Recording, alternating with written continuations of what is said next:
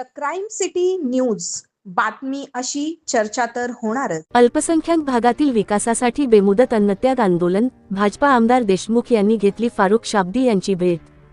कब्रस्तानासाठी निधीसह विविध विकासकामांची मागणी, आंदोलनस्थळी भाजप पदाधिकारी व कार्यकर्त्यांची उपस्थिती।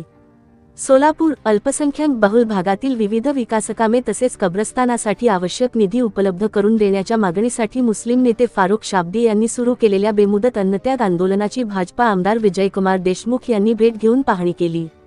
सोलापूर शहर उत्तर विधानसभा मतदारसंघातील अल्पसंख्याक बहुल भागांमध्ये रस्ते, पाणी, स्वच्छता, पथदिवे तसेच इतर मूलभूत नागरी सुविधांचा विकास करण्यासोबतच कब्रस्तानासाठी निधी उपलब्ध करून देण्यात यावा या प्रमुख मागण्यांसाठी फारुख शाब्दी यांनी अन्नत्याग आंदोलन सुरू केले आहे।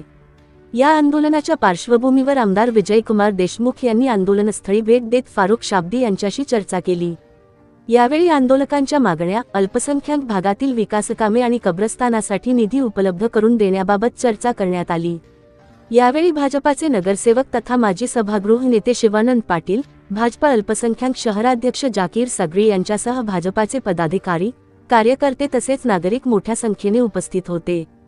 आंदोलनाच्या माध्यमातून मांडण्यात आलेल्या मागण्यांवर प्रशासनाने सकारात्मक भूमिका घेऊन संबंधित विकासकामांना गती द्यावी अशी अपेक्षा यावेळी व्यक्त करण्यात आली।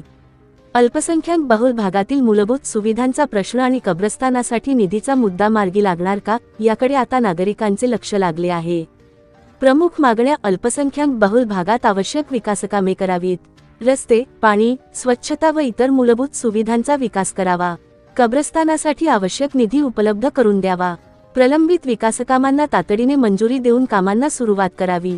आंदोलनस्थळी आमदार विजयकुमार देशमुख यांच्या भेटीमुळे या मागण्यांवर प्रशासनाकडून पुढील काळात कोणती भूमिका घेतली जाते याकडे सोलापूरकरांचे लक्ष लागले आहे। सहसंपादक अजमेर शेख।